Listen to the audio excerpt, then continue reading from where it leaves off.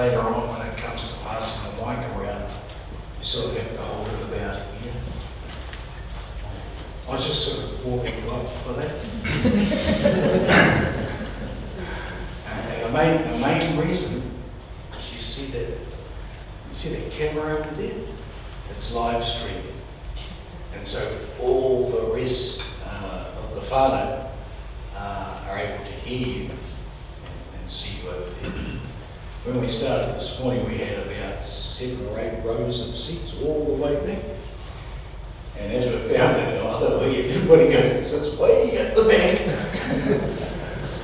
And so, excuse our slight coercion this morning to remove all the seats and bring them right up to the front here. Nō reira, tēnei te mihi kia tata. Te whitinga mai i tara, e tā koha mai, tamanu i tarani. Tēnei te mihi, ngā mihi o te ata. Ko te amorangi kinua, ko te hapai o kinui. Kia timatahia, ta tātou nei hui, kia tuhura community, kia tātou nei kaihana. Ki ai te koro, nāna i timata, nāna i whakaoti.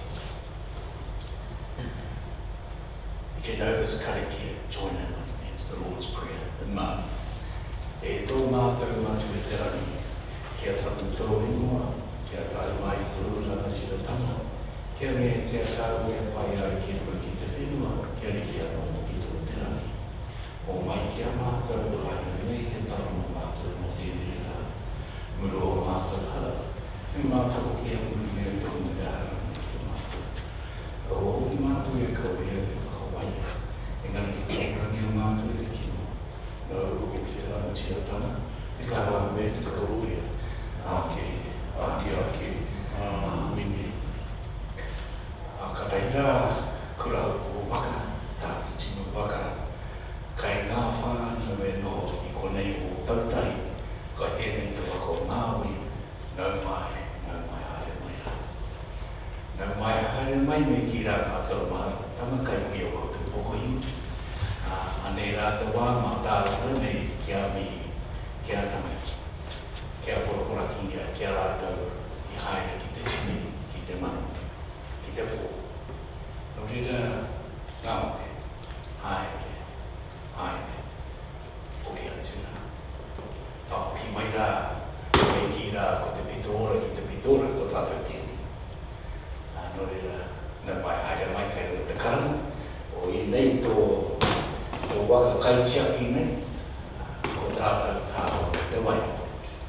Anei anō te waka nei, o ki mai rā kai tēnei pito te motu.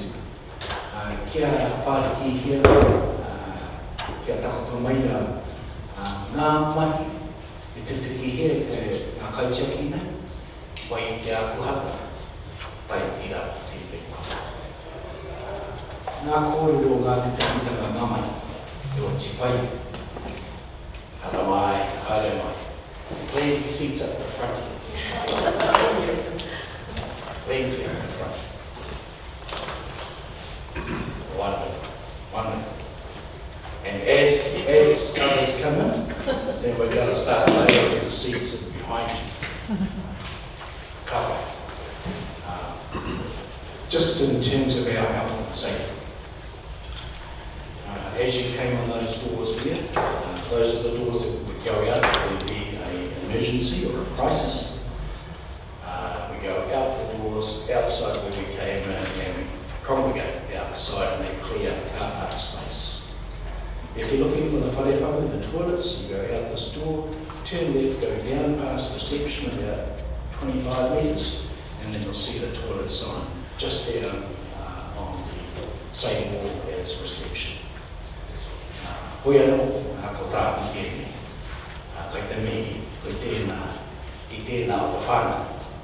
Te koa, te hari o mātou, ko tai pai mai nā koutou, kai mai te manaki ta koutātou nei kai ana nui o tēnā koutou, a tēnā koutou, kuri o tēnā tata.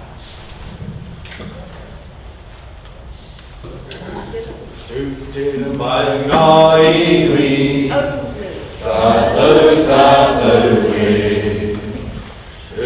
tira mai ngā iwi, tātou tātou e, ai awa te wharamatanga, me te aroha.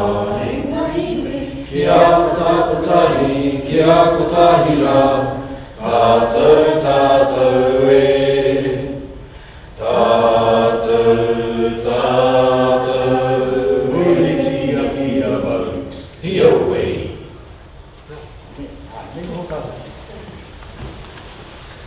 As we were waiting for you this morning, we've been watching a few YouTube clips of it. Because we've been here since about 9 o'clock. And we were watching one earlier, and it was Tame Iti. And Tamariki Toko, the children of the list. And he was doing a TEDx kōrero. And what he was talking about, he says, this is my mountain, all the school kids. This is my mountain, I'm a white. He said, this is my mother. He says, this is my uncle. And I guess it's a time for us to reflect about, we know where our mountains are back home. And we know where our others are back home. We know where our marae is back at home. And we know our connections back at home. And I guess today is very much about that. It's about reconnecting, not only to the places that we remember, that we visit, that we call home, but it's also about connecting to the future in terms of where we're going. This isn't losing the past. This is very much about building the future. Hoi anō tēnā ko ngā pitoa, mate ki te pito mate, ngā pitoa, a ko tātou te kami o ka tēnā. Tēnā tata katoa. Good on the Tata, my name is Leon Sams, I'm the Chief President of the Tata Wairoa Trust. I'd just like to welcome you all here today to our presentation, looking at the information that we're about to present to you in the booklet. It's a reflection, hopefully, of where we're at currently in terms of the trust and its money and the work we need to do. We came to you in August with the first round of engagement. Now we're reaching the end, today is the last roadshow event we're doing in terms of the second round of engagement with our members regarding where we're at in terms of the asset arrangements and governance representation work that we've been tasked to do as your initial trustees to set up the final model for Tata going forward into the future. So hopefully the information presented in the booklets and what we're about to see in the presentation is a reflection of your feedback you've given us through that August engagement. And we want to make sure that we are reflecting that feedback in what we're presenting you today. So now is an opportunity for our members to comment on and ask questions regarding to what's contained. So without today's structure of the presentation is we're going to show you a short clip of the video that's in the booklet. We'll have questions and answers around what you're seeing and how we've got to the stage. And then afterwards we'll have a quick cup of tea and introduce yourselves to the trustees here present today. So first of all, we'd like to make sure that you're engaged with your trustees and know who's representing you, particularly with your kahui, so you know who your point of contact, who your member is that's on the trust representing your interests. So I'll just like the trustees to introduce themselves and which particular kahui they represent. Tēnā tātou anō, my name is Piri Mauri. I'm one of two trustees from Whakakīnu Viānu, and the other trustee back at home is Heta Kauka. Kia ora koutou katoa. Ko apea te tāpuni au. I, along with Richard Nemia, are representatives on the Wairoa Waikato and Mauri Trust Board, and we cover from the lakes to Hui down to the river mouth towards the Wairoa River. So that's Erepiti, Te Reinga, Pūtahi, Henemy. Kia ora. Kia whaikarori hanui a kia iho, ngā mono tuatau mai o te whanangana me pōntua mai ai. Ko te awhina Kamatita Marau te koua, ko e te pōtiki Dick Marau, rawa ko Waiwaturi Tunu, no Te Kapu of Freestyle. My name is Carmen Marau. I am the baby, youngest daughter of Terry Marau, who is Freestyle. I live there with my little boy Manu. I'm one of two trustees for Ngā Tohunga Ahine Manuri. The other trustee is Hui Huata. Yeah, sure we'll have it tomorrow.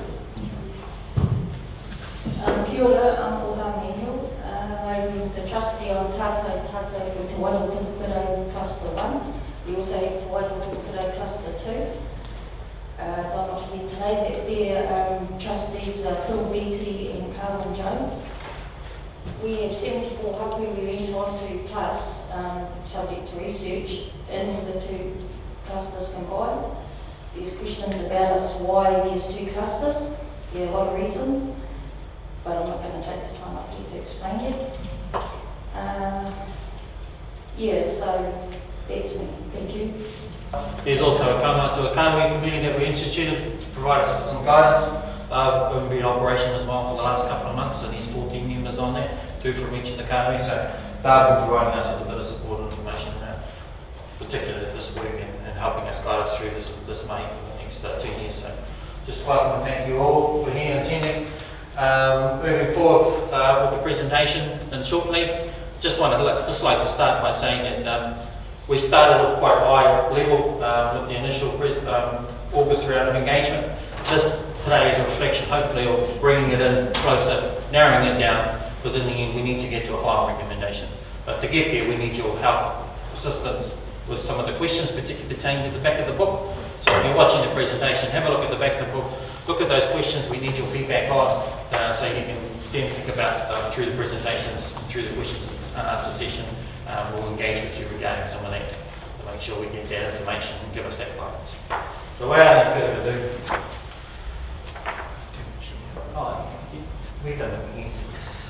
and just if you're mindful, there's Kevin here just recording the information for our purposes, and we've got Mary in the car here from Chapman Trip as well as the live streaming. So it just helps us put everything together. We've got it all recorded nicely. Cool. Temperature.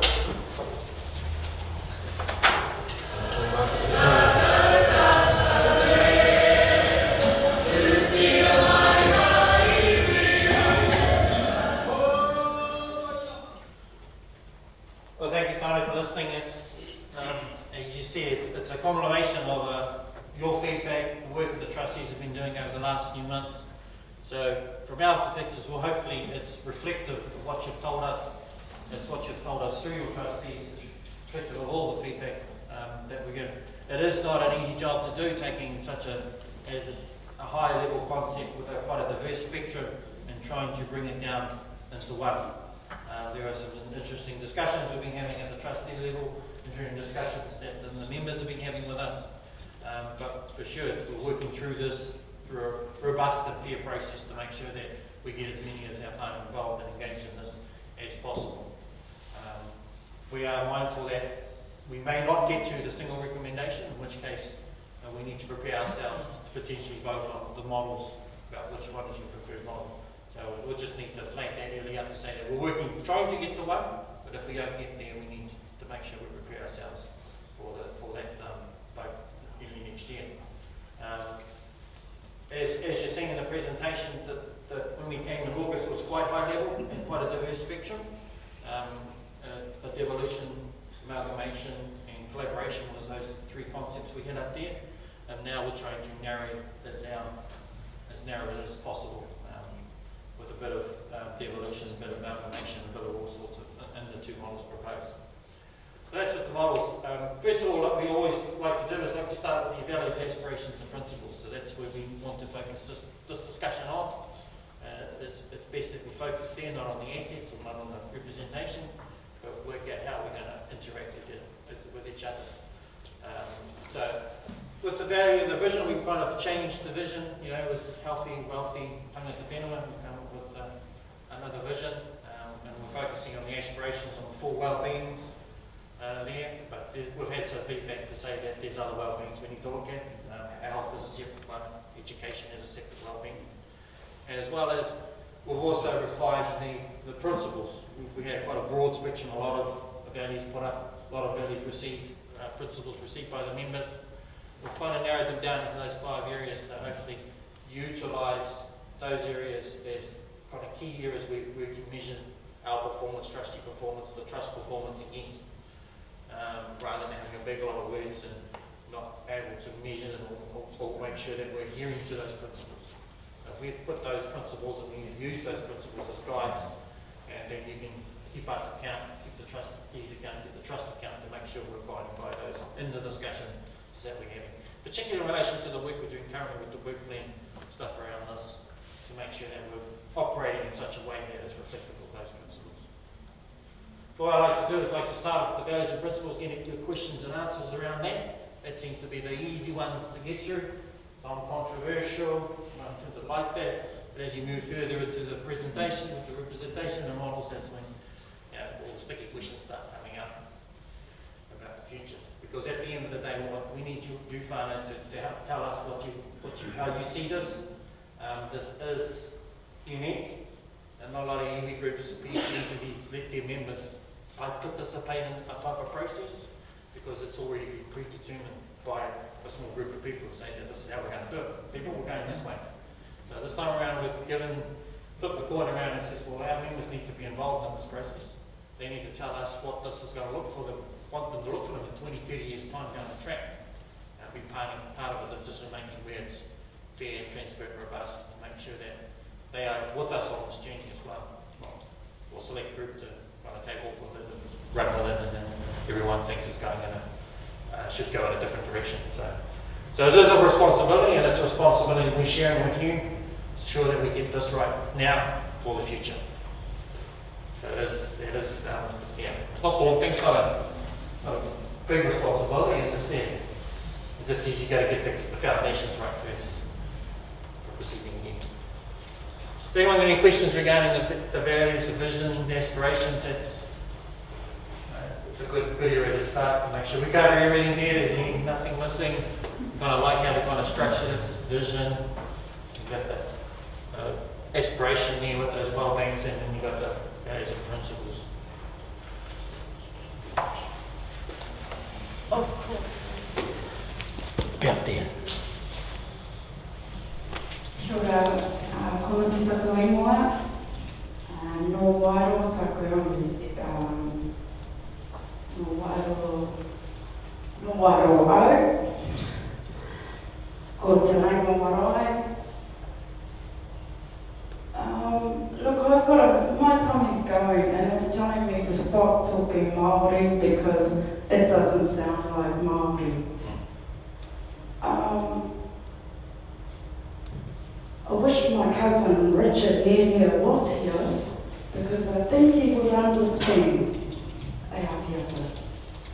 And I don't know why he's not, because he's representing us all over Facebook and all over, what's that program called, Te Wakanui or something? Huia. Kia ora. And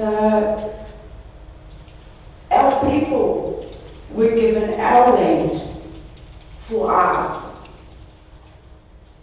And we all have shares, am I right? Still? Because I'm still receiving those checks. Kia ora? Okay. Because I've had children, my sisters now have children, oh well, those checks are getting less and less, but that's how it's meant to be, share. I don't understand where your kōrero is coming from by having that share and that purchase. And if I want to build a forest, because I'm now a builder from Kia ora, the earthquakes, I'm not understanding the give and take of the benefits of that. Because that's my land, my sister's land, my mama's land, my children's land. Yeah? So I'm not quite understanding what Richard and my uncle Henry Mauri, and Molly Mauri are on about now that I'm here listening. I'm not quite getting the assets and the purchases. When my whānau already own it. Okay.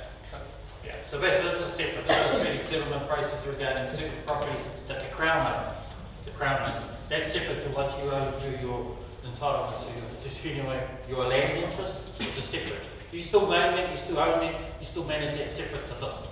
So this is only focusing on what the Crown owns in terms of its properties and what it's given back, and we have to purchase back through the Crown process. So this is a Crown's process about settling. Yeah. So it's the people who have actually lost their land. Yeah, it's lost the land or taken off them, not the ones who have really maintained their land through the generations.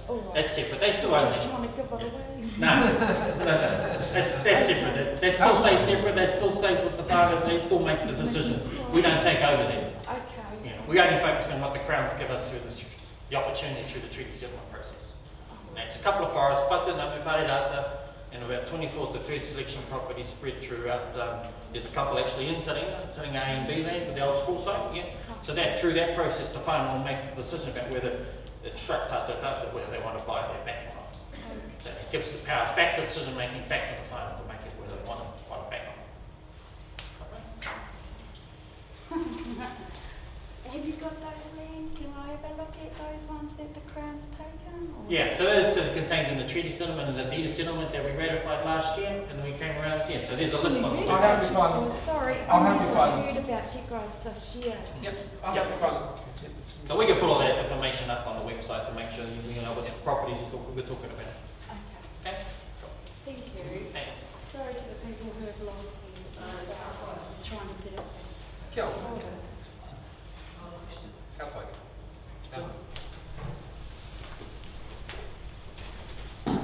Kia ora tātou whitinga tōku ingoa no te Wairoa ki Rāmotu Hai. Anyway, just got a question about the aspirations. Basically, the economical well-being and the social well-being, what's, just really want to know what's being put into that one, what's the aim for that really, for those two things, because I think culture and environmental, that's pretty self-explanatory.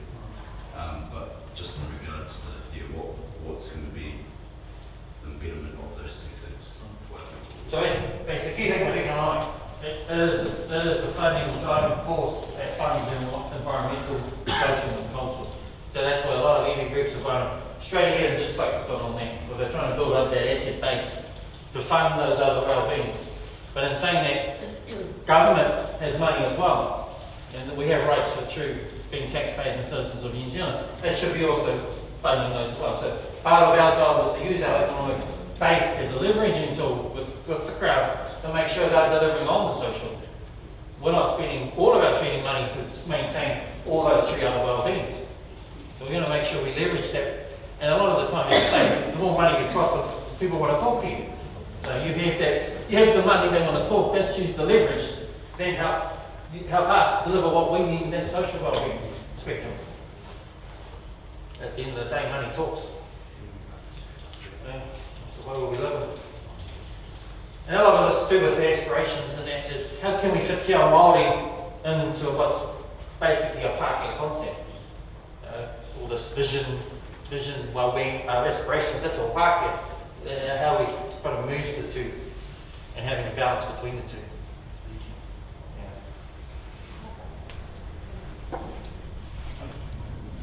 Tēnā mai ko se tōku ingo, tino ho tōku whiti.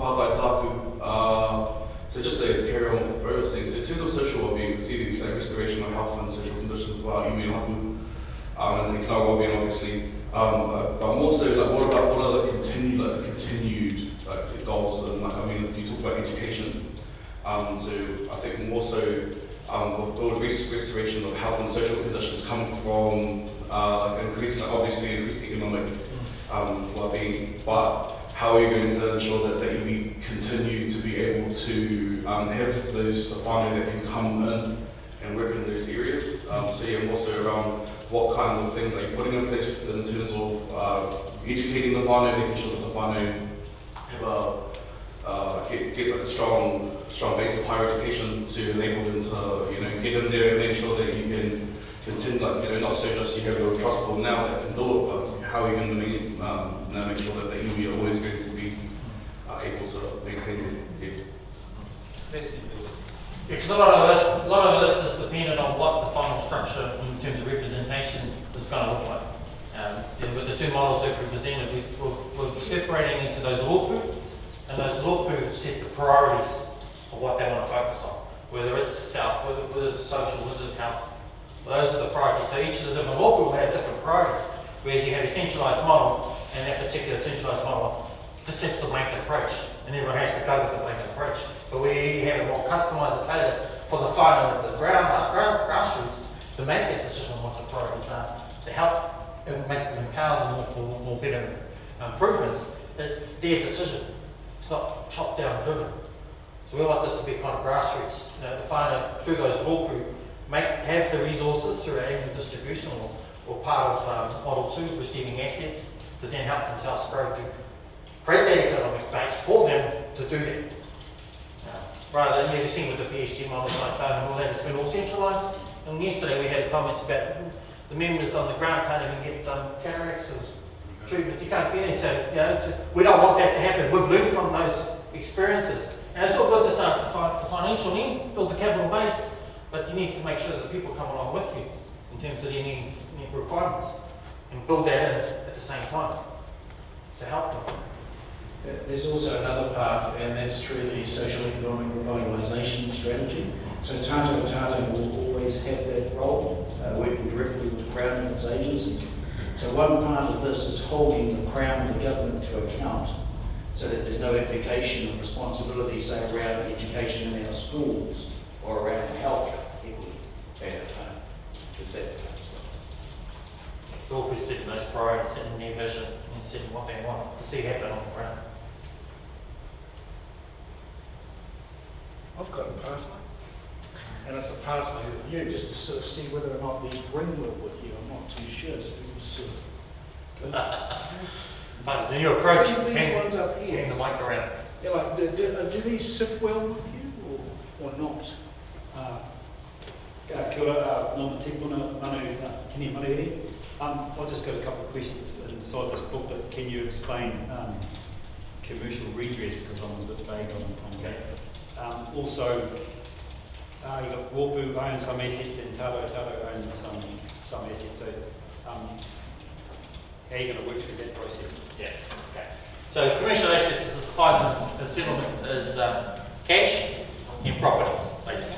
So cash, we got $100 million that we received as part of the settlement. We agreed to that and ratified that, decided to deem the settlement. Out of that $100 million, we've got to buy some assets, which is 2 forests. We've also got the option to buy other Crown properties. So from that, we have to take off the cost of the forest, which is the code. And cash-wise, it's about $88 million that we receive, plus the 50% interest in the 2 forests. So that's when we turn commercial. The other part of redress is called cultural redress, which is also in the booklet. Cultural redress is, for our particular settlements, a focus around relationships. Relationships with the Mauri environment, Department of Conservation, and with the Tui Rua Board. So not focused on properties. We didn't go and buy any cultural properties. A lot of settlements get back a lot of properties from cultural reasons because they're culturally significant. Through our settlement, we didn't buy any properties through culture. We just looked at relationships and helping to look at how can we manage all the cultural properties, particularly between an adult and the Rua. And then we talk about the percentage of how we're going to decide what percentage of the assets are owned by the Rua. We're still working through that. And a lot of that is driven by a key question in the booklet related to what is fair to the treaty settlement. People may not be fair, like we came together as 7 clusters. You could think that dividing the settlement up 7 equally, but they may not be fair to individual Rua because an individual Rua may have more members of it, it may have a larger area of interest, and it may have a greater treaty breach. So coming up with a model and a formula to work all that out, to work out what percentage each Rua may get. And that's for capital as well, but that's also for annual distribution of income, and we've got to work out what that looks like. It's a difficult question. It's one of the key questions that's facing the trustees currently, is that how do we, because the Crown never valued individual treaty breaches, never valued individual Rua cluster components of the treaty settlement. The Crown just saw one large national grouping, Tata, Wairoa, 1 to 10 at the even at the time, and it just gave one assessment of it. It never broke it down. The question of us is, do we want to go through a process where we go through that with breaking it down and evaluating it? terms of money-wise. So then each law group knows what things capital basis. It's a question that we need to ask, we need to face it, and then decide how best we can approach it. Got a question that's coming from our Facebook page. It's from Ida Hayter. We've had no information presented to us with regards to potential investments and returns on 88 million compared to 12.5 million. It's derived from 12.5 by dividing 88 by 7. And he's asking, who can answer that question? Information presented to us with regards to potential investments and returns on 88 million or 12.5. So basically what we've done at the moment this is a starting point in terms of these are the two models. Now we've got clear indication that our members are kind of happy with the structure of the two models. We've done some preliminary work regarding a financial analysis of what keeping $100 million or $88 million together looks like compared with distributing 12.5% of all. So we've done some initial financial analysis and we'll be presenting that back to our members shortly in terms of what that looks like out in terms of 20, 30 years, what that amount looks like, and over time how much income is derived from those separate approaches. So then our members are informed about what this looks like from a financial perspective in terms of standpoint. But that's just the numbers, you know, this is not all about numbers and financials. With Model 2 particularly, when you look at it, there's the aspect of one what the haki is built into the end, which you cannot put a value on it. Having your own authority, your own ownership over an asset, compared to having it owned by another entity that you have to go to and talk to regarding work around that asset or particular investment on that asset. So we're working through that and coming up and we'll present something back, looking at some advice on that. And one more question. This is coming in from our Facebook page, Tato Facebook page. A question for all trustees, but our chair's going to respond to this. At this stage, which of our 7 clusters are indicating they want raw group independence as detailed on page 17 of the information booklet? Good question. So from the feedback, the local independence process was quite strongly favoured by Rongo Mauri and Naitaraka Talks, was understandably so because of the issues that previously had with Kaununi incorporated with the fisheries settlement. There's a bit of a historical issue regarding that particular aspect, and I think the best way for them going forward is to work through an independence process to be independent. But we at the same time, we just can't offer that to one particular law group. It needs to be offered to all to make sure it's fair and transparent across each of the individual law groups. The members of those law groups have the opportunity to participate in that process, having that process available. So it's about, for us, the trustees and the members, coming to an agreement on having that framework. As you see on page 17, we've come up with a common framework, what it could look like. Now, we haven't got that currently in the trustees. We need to make provisions in the trustees for that to occur. So we need to amend the trustees to include such a provision. At the moment, it's all centralised, one entity receives the assets, manages the assets. But if there is an independence process, we need to make sure it's all clear, so it's open, honest, and transparent up front. Yeah. But as I said before, the key question is, you know, if you go through the independence process, how much of the asset are they taking? We need to work through that question first. Is it equal? Is it by another formula? So there's some quite difficult questions to get to. We get to the end through a process like that. So yeah, we've got to move into representation. There's no other questions on Sorry. on values, aspirations, and principles. Everyone's going to jump in ahead a little bit. Go back. Oh, good questions there. Stay with you. We just jumped into the representation approach. You see that we've slightly changed the representation approach with the law group. We wanted to do based on Rohi and Tipuna. Previously, through Te Tira Whakimi times with the Crown process, they're based on hapu.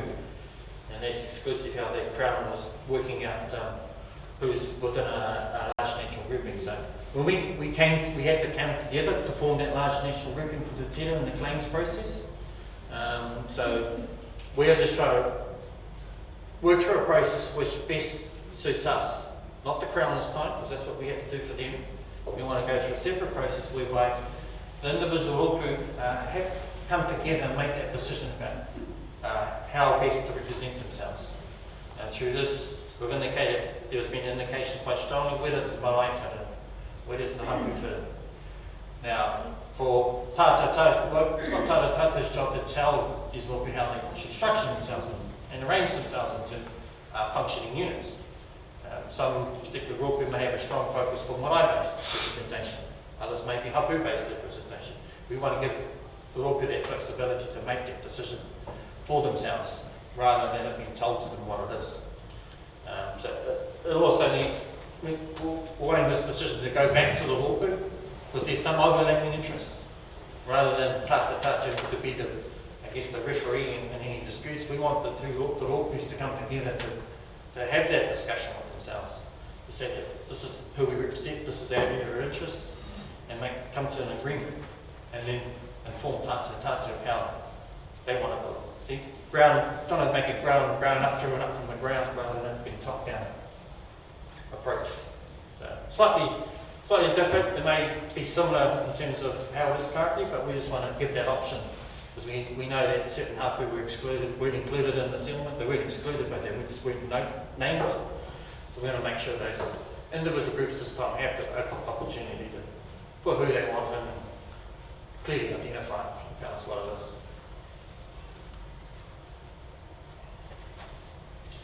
There's also questions about the numbers and all that, so we're going to work through a process about making sure that we've got fair balance within the district.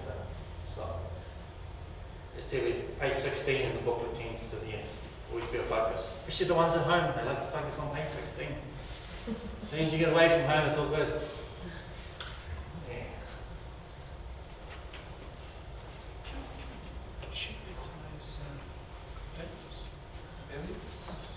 The only questions regarding that representation approach. It's what we work today. If we're doing a marae-based one, we've got over 40 marae. If you're doing a hapu-based one, there's over 200 hapu. And having a governance structure based on 40 people, 200 odd people, it's cumbersome. It may not work for how we operate. The kahu or cluster-based approach we've used through the change process to now, everyone understands that, they can affiliate with that, and it seems to be easier to continue that through. It's just to make up some of them, just tweaking it a bit. So it's a bit more inclusive and fair and representing.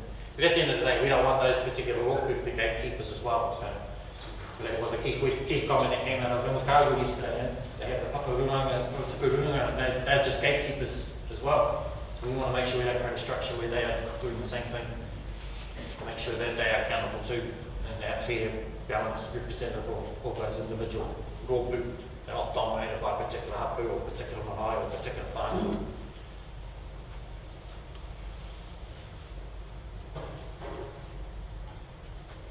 Got a question, Betty? Oh, no, very good one later.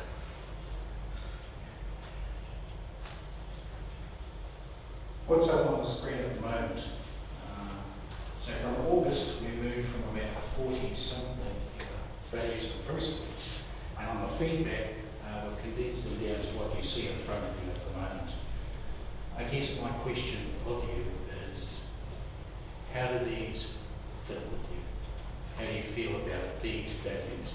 These are, in terms of the way that the trust, whatever it might look like in the future, thinks, behaves, acts, speaks.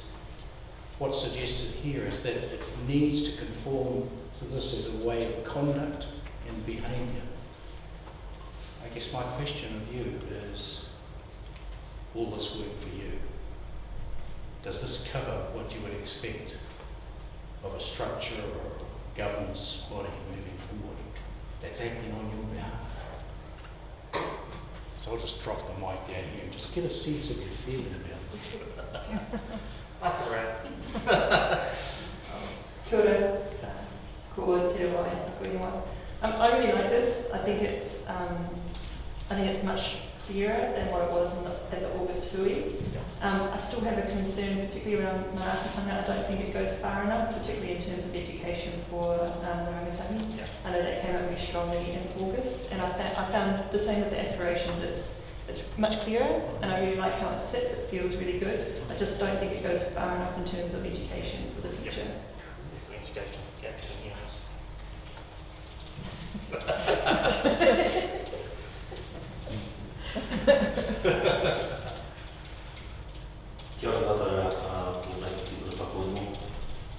Just around, obviously the daughter around goes on Tom, could be your what's it for a situation with Tonga where that Tonga sits, at least in the area of Auckland, who has, I guess in respects to we eventually this process is ended and there's a structure in place. Is there for Tata is there how much governance is over there? Should there be? Should there be sit right and so on and then roll your thing? Or as well. At least those the discussions that come need to be had to take place. But you know, just what's considered really around special education. Education is always a bit hard thing. I guess around education of for whānau around the upbringing of our own whānau as well. Sort of seeing where it's either two distinct pathways that either do well or not so well. And the not so well leads to other areas that we sort of know areas of background and views and governance and tricks and things like that. So it's not a good area. So it's weird. That it's not good.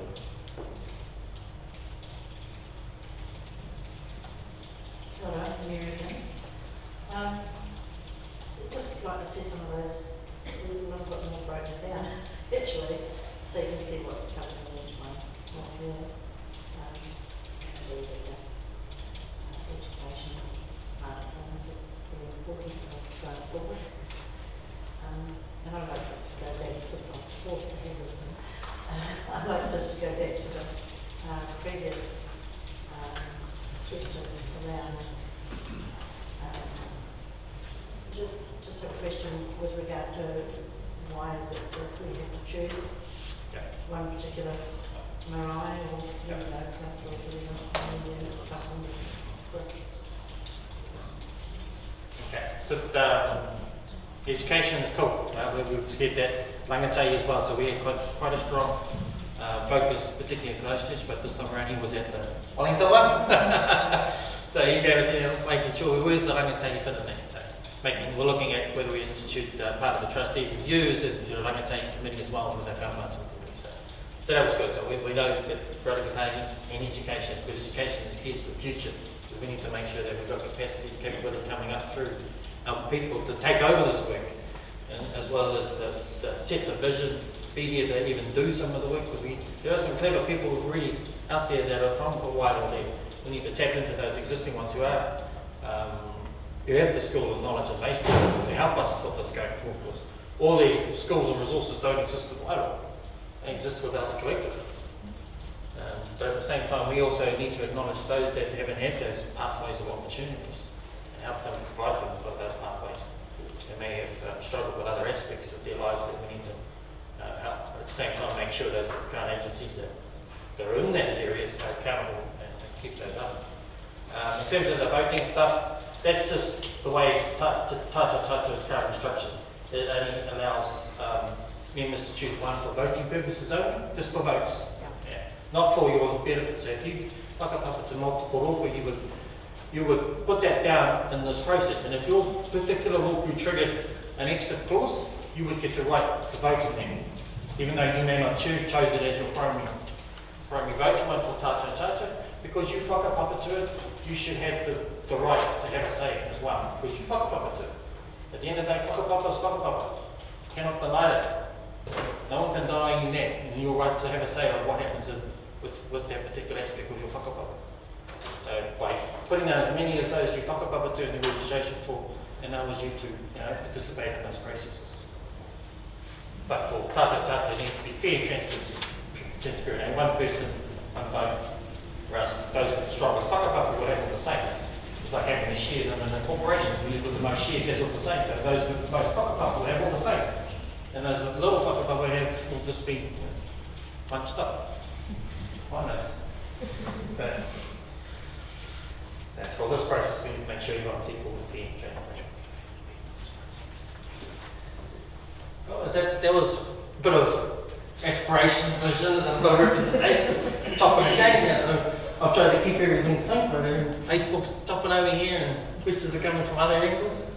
So yeah, everyone happy with clear on the representation? This is our last hui, so we're keeping our chairman sharp. Yes. It was good, like questions and answers, not statements and assumptions. So the two models. Two more? Yeah. We want to clear on the two models. One has assets, model one, ownership. They focus on centralising ownership.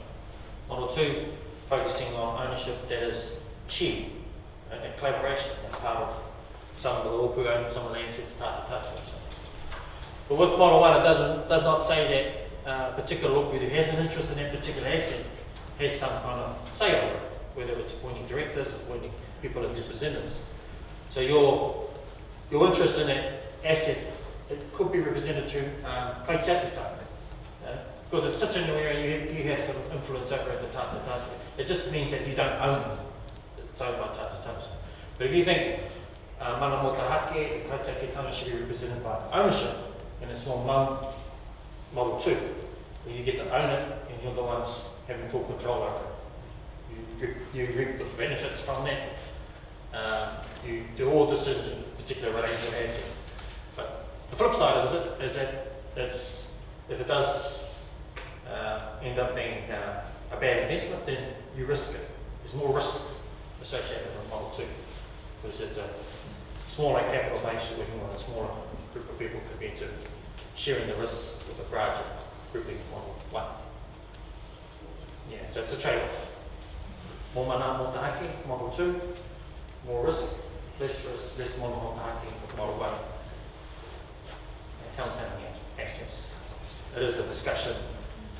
When you talk money, talk assets, it'll tend to divide.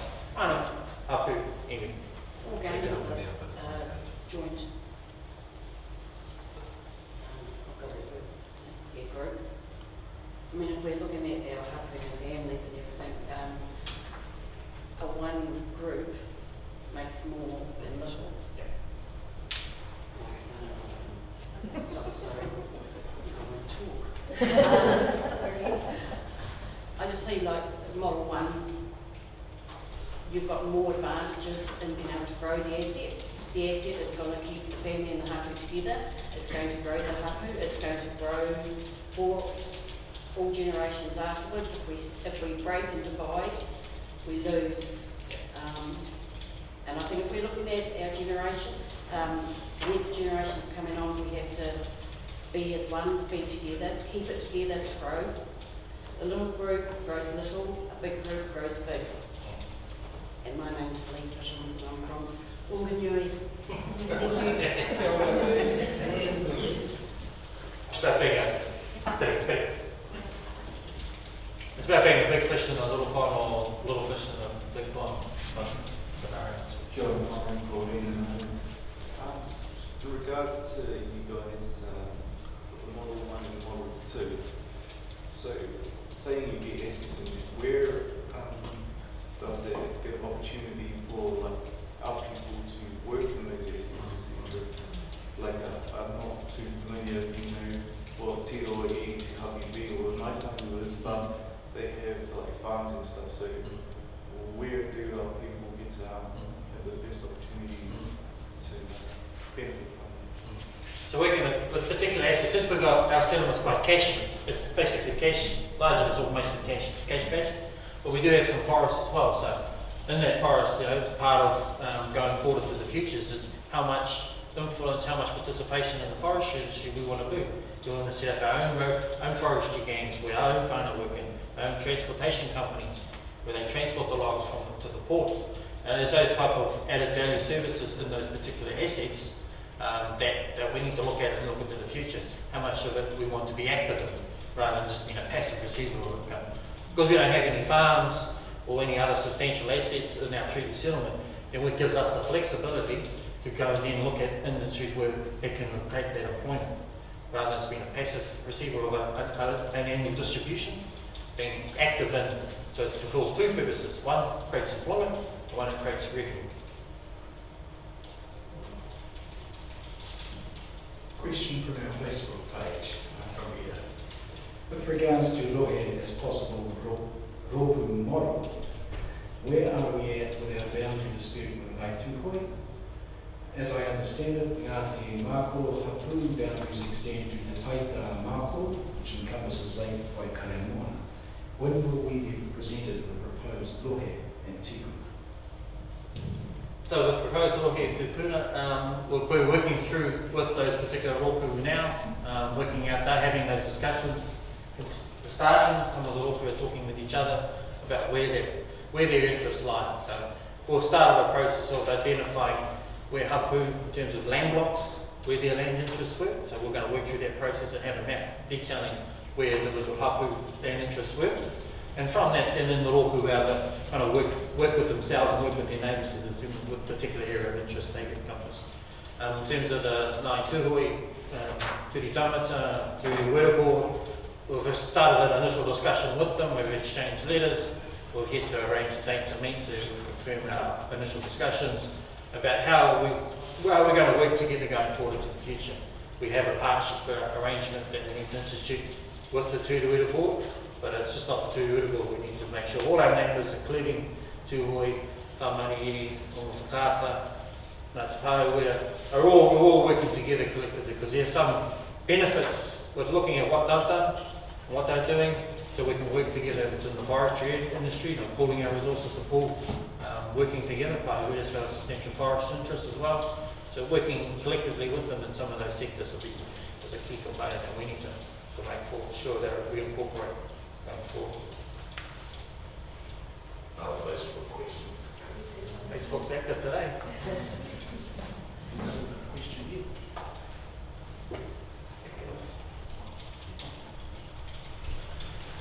Kia ora, just in regards to Model 1. And comparing it to Model 2, why is there, just asking, why is there no asset holding out yet? So there's an asset hold. In Model 2, we kind of wanted to depict how that would look in terms of rōpū owning assets and tātou owning assets. Model 2 has an asset holding, Model 1 has an asset holding company also, but that final structure of what that asset holding company is has been kind of got that start in terms of what type of trust it is, what type of company is it, is it a limited liability, is it a full company, and what it is. So we're just, with Model 2, we're just trying to reflect that there's shared ownership of a particular company between tātou and the rōpū. So those particular details is what's coming next. What do those details look like in terms of identifying? Question is, should there be a penalty as part of the rōpū independence process due to subsequent loss of economies of scale tātou will experience? Penalising, yeah. Having a group choose to exit, given that it's, I guess, right to exit, and then penalise that exit would be counterproductive, counterintuitive. Because we came together, all we're asking is, should we stay together? And it was a decision of those particular rōpū that they had to come together, they were forced to come together, but they shouldn't be penalised if they had to leave, they wanted to leave. It's just, there are some, I guess, cultural aspects of that tātou will need to manage on their behalf. So if the questions regarding about if a particular rōpū exits, then there's some costs involved to tātou, then it will be obvious that that particular rōpū will need to fund tātou to look after its particular costs involved with that exit. So the Crown only recognises tātou as the entity it deals with, and that's particularly in terms of relationships and in terms of the RFR and DSP property. So there is some costs there for that particular rōpū that they need to be mindful of, that tātou will have to fund. So that, I guess that's one part about costs. I think the question here was also about penalties.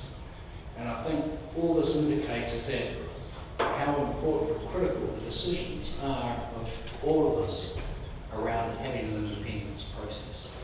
So there's that part. I'm not sure, it's up to all of us to decide whether or not there's penalties. But this is one of the critical things about it. If we choose to have an independence process, then there are implications that flow on from that. You might necessarily describe that as penalties, but more as consequences of making that decision. So what we're doing with the independence process is giving the option. We need to have having that framework and option up front, so we all understand what it is that the outcome of that option is. There are certain assets that are behind it, there are certain implications for the future in terms of relationships. So we're all upfront and honest about it first.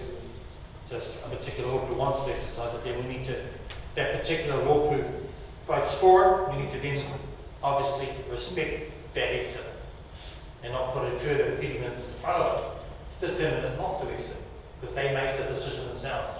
It is not, everyone gets to decide on if a rōpū exits. It's their right to exit, isn't it? They're setting their own autonomy about Ngā Motahaki. Their direction thinks they should go independent.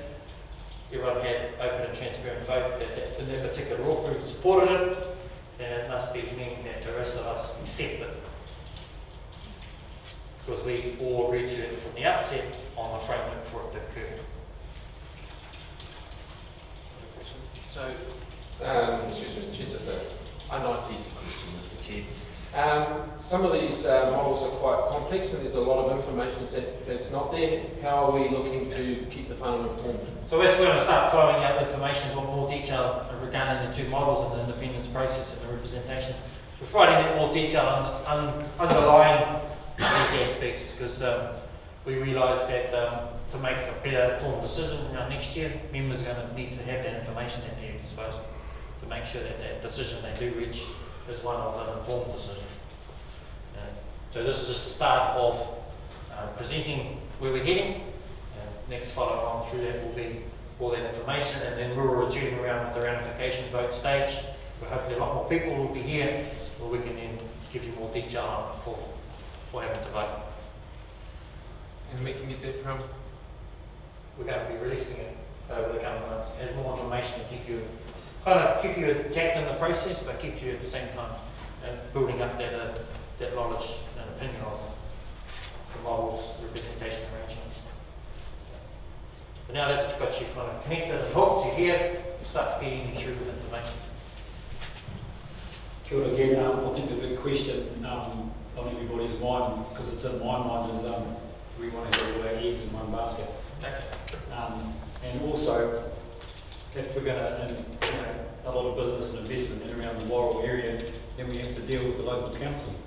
And everybody's, without thinking too much about around, seeing what happened with some money that was supposed to be used to clean up a river. And we've all heard about that. So those people that are going to be driving the business up there and having to deal with the local council, it's going to be a minefield for them. So that's why we have the collectives.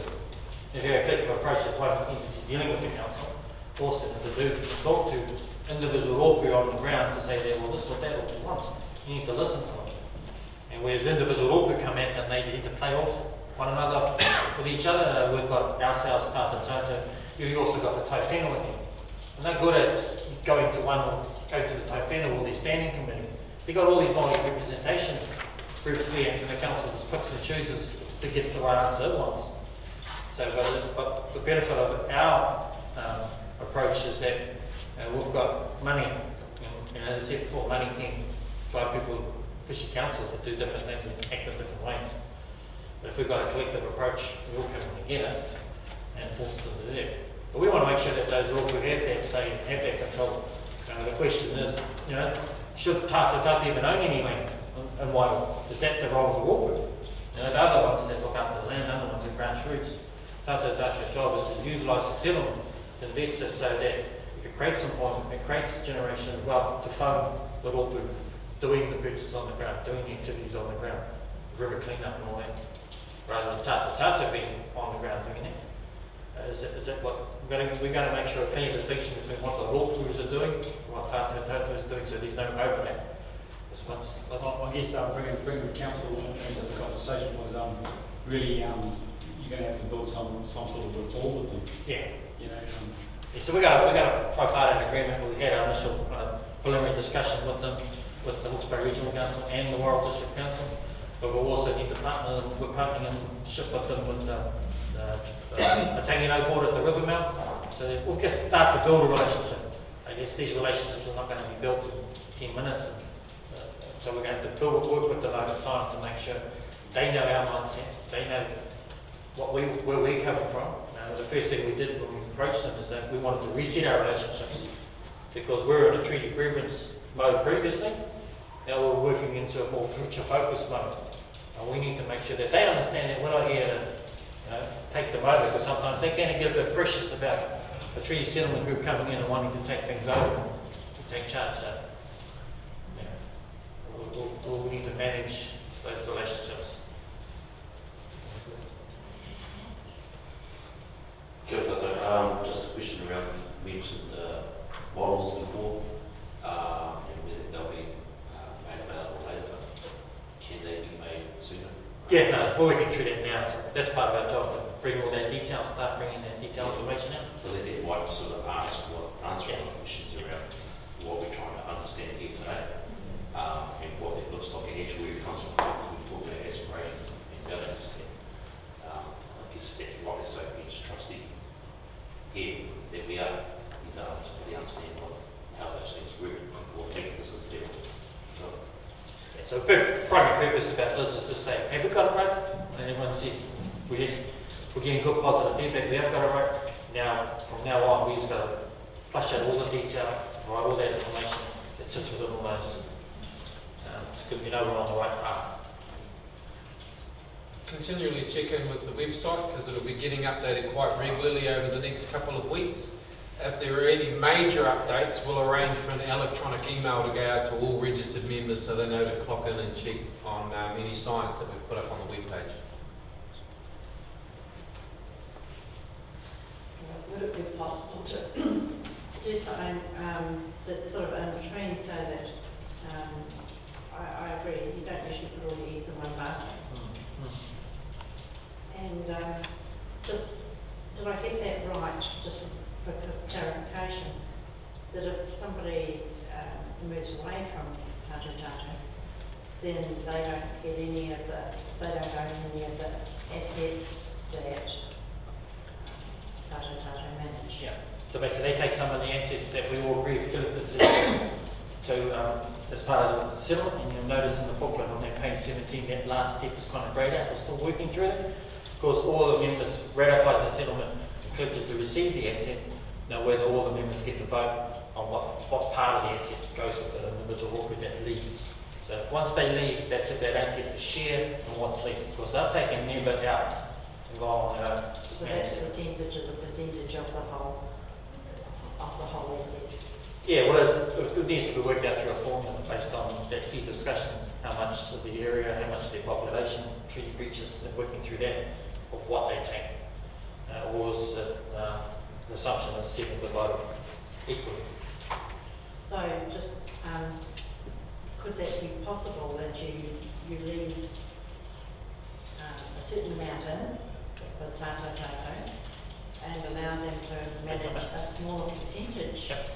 So that they have some sort of ownership and they can maybe develop something that's building up the whole. And then that's the purpose of model 2. That's that model. So a particular rōpū over time could say, hang on, I want to leave all my eggs in the Tātou Tātou, and as I build up capability and capacity, I have the ability to take out part of that capital to start building up my own capability and capacity over time. There are some rōpū that already have capacity now, but want to take that out initially. Others don't want to keep that in, so that's why the asset holding company kind of comes in and say, well, X amount of mine's going to stay in, I've got more left in, so I have received more of the income of that asset holding company. Another particular rōpū may have nothing left in of their share and only can get a smaller proportion of that distribution. So it's giving that flexibility to those rōpū to say, I'm happy I'm ready now to do it. I'm not happy now I'm ready. I need to get my structures up in place, right people in place, and in the future I will look to take that down, draw down on it. It's like holding it in the bank, basically. That's hedging. So with that in mind, it's probably better to write it in the beginning that people can split away. Yeah. And what those might look like. Yeah. So there's two, so there's splitting away. You split it and you take it, you don't, that's it, you manage separately, you're not part of the collective anymore. So that gives tata the certainty and assurances of what's left in it, which is what is it looking after, what is it managing. Because you need to give it that certainty, because it's going to need to make some long-term investment decisions.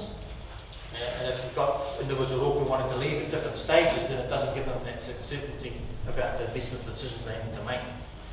By having it up front saying that during this period we can only trigger that clause, then we know from that point afterwards what percentage is staying in and what percentage is going. So it's complex, but it's hopefully it's taking all that feedback and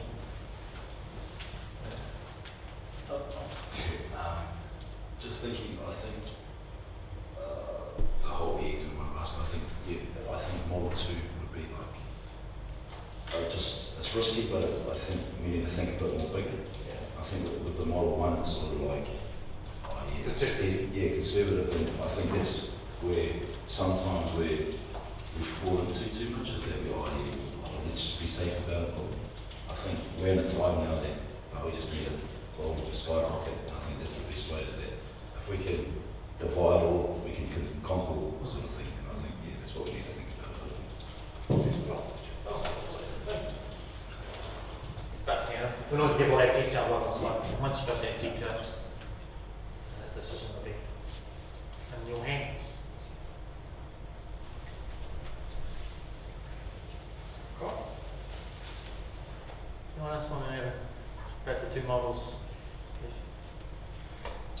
Yeah.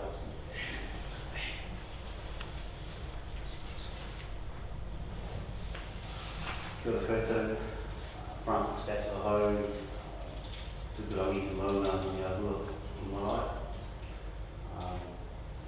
Listening, I'm just thinking about pace. My future focus, I think, if we're looking at signing our name on the dotted line as a wider whānau and being able to move forward with our own empowerment. I think it'll be a travesty in 2 years from there to have a loss. We're worried here with not too conservative, but not too risky, and Congo at the moment lines up with my future focus thinking at the moment.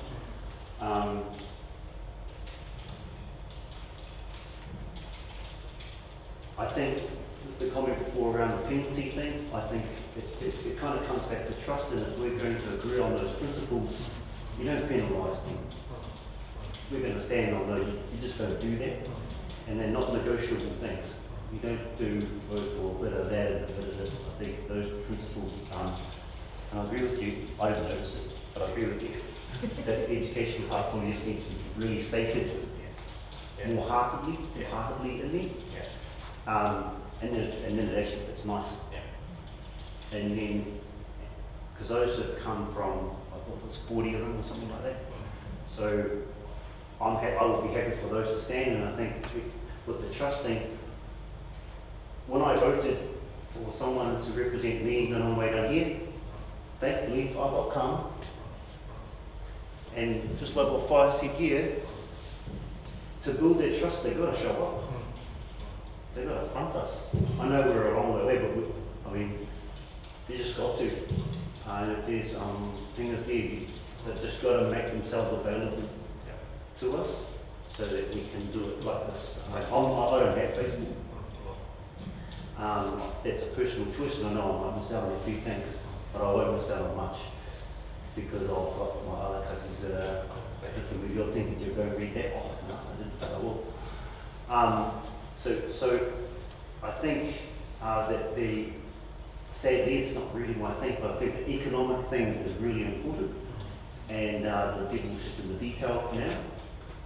I just wanted to be able, I'm thankful for the work being put in with these two models to bring all that information together and then just come out with two, and two of them are okay, but one of them really fits with me. That's what I'll say for now. Sure.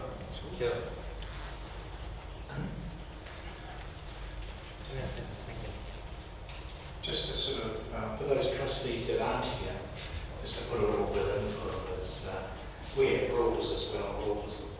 So when one of the rules on our second engagement was only one from each cluster of travel, just to keep our expenses down. Yeah, we need to be mindful that we're managing it, the funds we have on account as wise as possible. Is there any appetite on the board to see all of the trustees turn up at some stage? I think we try and focus to make sure all the trustees, when we do have a hui back at home in Wairoa, that they're all there. So that's the primary focus, is to make sure they're at home, they're all fronting. Because that's when we have the largest audience, we have the largest response, we have the largest everything. But in terms of others, as PD said, we tried to feel the distance-wise cut it down, but there's nothing to say that we can rotate trustees and bring them down. Maybe the next round of engagement through that ratification, because it's so important that we all need to be able to review, because that's the crunch time. Maybe Skype. Well, Skype is new technology. Put them all up on the screen, put their faces up so they're all watching TV, so they're all on there. Yeah, I just want to add to because he did see that we have two models. I think I made a comment last time I was here around there's benefits of both, and whether we adopt one model for to build that base, use its strength and then say in 5 or 10 years' time, a decision has to be made on what we all want to do here, and review that and decide, okay, well, each law group wants to go into this form, and then progress review it after that. Instead of we stuck in one right from the beginning. Is it build the basics, use all the points here and all the assets, build it up over time, and then, like I said, then slow it down as that pace, and come back together 5 or 10 years. Because that's what we currently seeing with the other PSGs, the ones that settled 20, 30 years ago, they did that exact same approach, consolidated, built the base, and now looking to evolve some of that ownership, some of that asset to doing other clusters and timing and that. So that's been their approach. Whether we can shortchange this process and do it straight away, then take from those learnings as an option, or do we go through that same learning curve that they've done, that 20, 30 years of growth? Because at the end of the day, money can grow money so fast. There's a select group of people who can make money, or all of us can spend it, but to make money with money is a different set of skills. It requires some different people. And it's finding those people to make sure they're involved.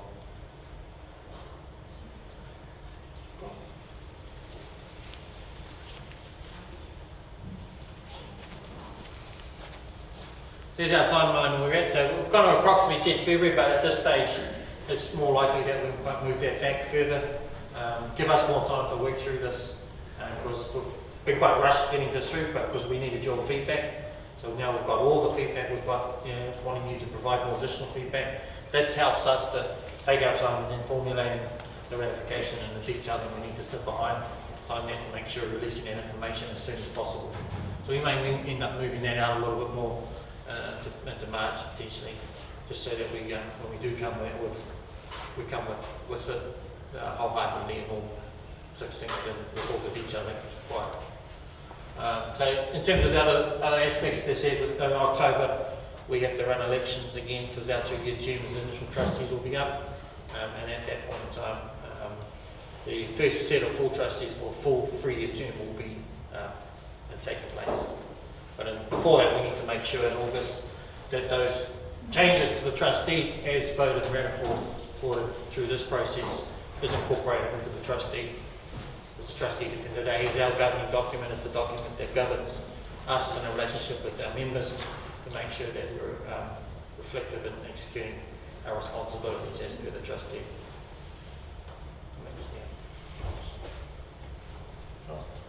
So we'll be back, looks like 2 times next year as well, to see you again, back early on and then back with the proposed changes to the trustee.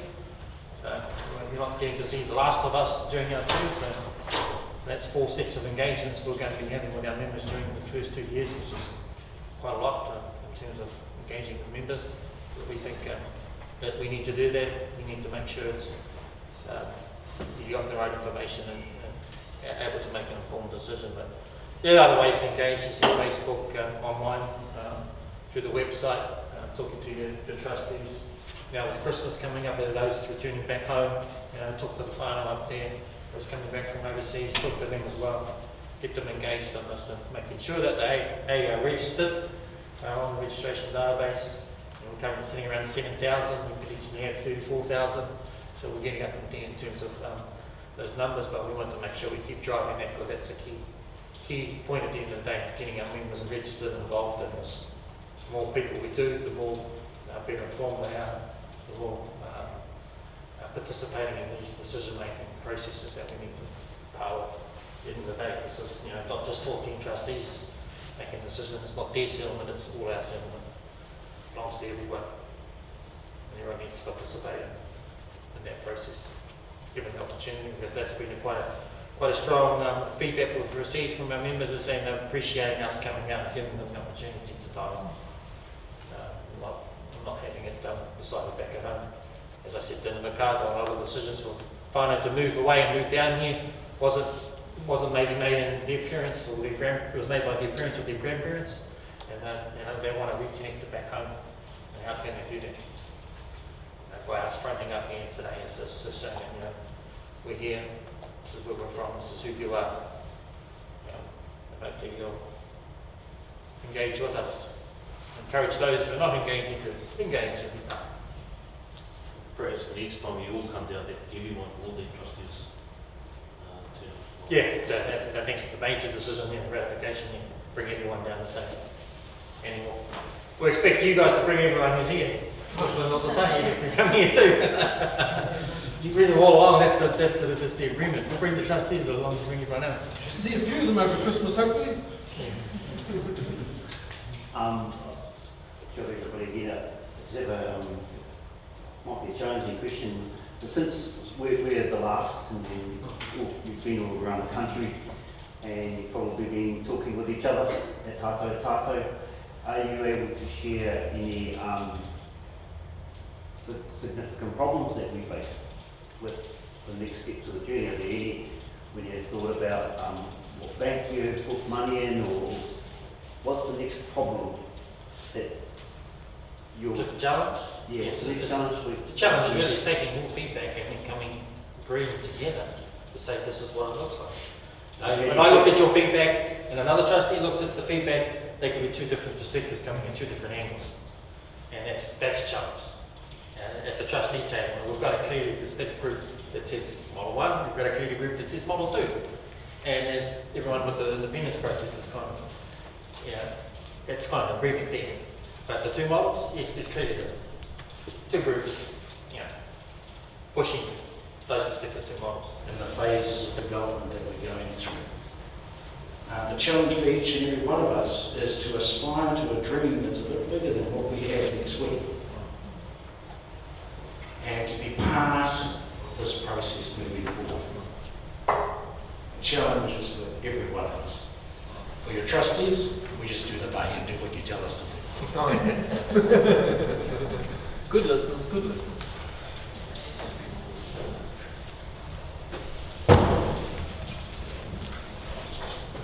So you mentioned that there's 2 distinct groups at the moment. Does that call for that group in the middle of taking the benefits out of each one? That, when people write their comments down, they'll pull those together and make a middle group? There is a 3rd group in the middle, and that's me. I am the 3rd group in the middle. So hoping it's you, the members who are providing the feedback in the booklet that helps the two groups, work out our way forward. Not for me to be a referee on this, because it's no good when someone's sitting in the middle trying to referee things. Never appease anyone. So these are our opportunities to provide feedback through the form at the back of the booklet. You can fill that out today or send it in or leave it here with us. But we encourage you to use the online website form. That's exactly what's SurveyMonkey. That's exactly what it is in the booklet. Facebook, that's kind of a good and bad one, but if you like putting positive stuff up there with positive questions, please do so. You tend to leave the bad stuff, don't do that. It's no good. People warriors, but that's all. Well, good. So those are our three prime avenues for providing feedback. So we encourage our members to do that, as well as those are not registered, but they are part of the Wairoa Trust. Please encourage them as well, not just the ones that are. So we're not, you don't ask for your registration number or any of those details. We're not as close tight as the old Tahu here is. It's a lockdown ship. We've got a bit more tato. That's how we operate. So, Tom? Just really want to push the online SurveyMonkey, because same questions, but as you put them into the survey, that's exactly how they land on the trust book table. So there's no tipi haere or tutu in between your whakaaro and it reaching the table. So the online survey available from the website is definitely the more better way for you to ensure your whakaaro gets across directly onto the table as you explain. Kapai, and encourage all our friends. You can do it on your phone, on your laptop, on your whatever. Just circulate the link. You'll find it on the website. Kia ora. And also to help us, we've got Chapman Tripp here and lawyers to help us navigate and work through this process too, as our legal advisors. And a key point for us is communication. Ample square providing that, getting that message out, getting information out. So we're going to be utilising them to get that detail that you ask about on the models, and get that out to you through email, through website, through Facebook. Cool. I don't know. I might be being tough now. Okay. We might be representing Hana Inti now. Why don't you help them just get their land back? Yeah, so their land is most of it's in private ownership now. The ones that they lost land to the treaty settlement, but the part of the Crown says they don't offer that back because they've sold it, the Crown sold it. They only can offer back what the Crown owns, the properties. But if I sold your TV, the policeman would nowadays come and take that back, eh? But in this environment, the policeman and the lawman are both the same. They're the same person. There's like two hands, one on the left arm giving it to the right arm, and we're the ones stuck in the middle. It's like having one of the little person trying to jump when your big sisters, big brothers and sisters are chucking the ball over you, because it wasn't fair in the way they did it, and that's why they've given us the money, the cash, to compensate us for taking the land through this process. So you acting more as the lawyer? No, the lawyer, we're the ones who receive the money that they give us. We're the ones who receive the compensation to then work out how we're going to distribute this amongst those that have lost. Do you think of it some? Yes, it's not fair. No treaty settlement's fair. But this one wasn't being fair, like all the other ones I've gone through, and haven't been fair, because they only represent a small, tiny portion of what was lost. We're worth billions more than this. But they said, we Mauri, sorry Mauri, but we only can give you this, or else we'll bankrupt the country. Well, that's not our problem. But we'll give you this to start off with, and then you can build up. And it's like getting a little bit of beans to grow some coffee, and then, that is what it is. Yeah. Loud and proud I am Wairoa.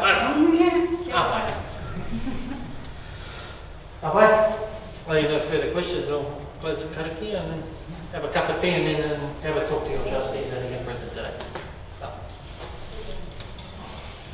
Sort of last chance for you to hold your peace. No, there's different avenues for feedback. Don't hold it in here, send it through to us. We started at about 10 past 10 and it's 11:57. Pretty intense session. great kōrero, great pātai.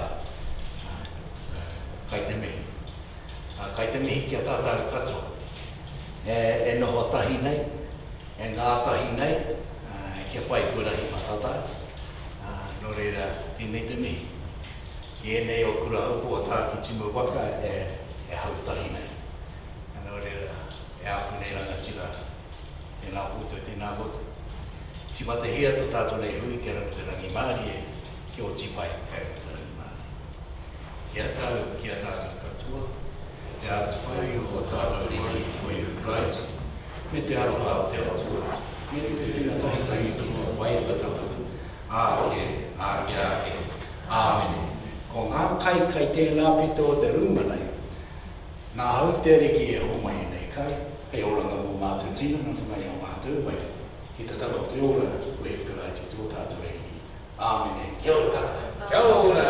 Thank you very much for coming this morning, whānau. Ngā mihi nui kia ora. Kia ora. Cup of tea. Thank you, Mr. Chair.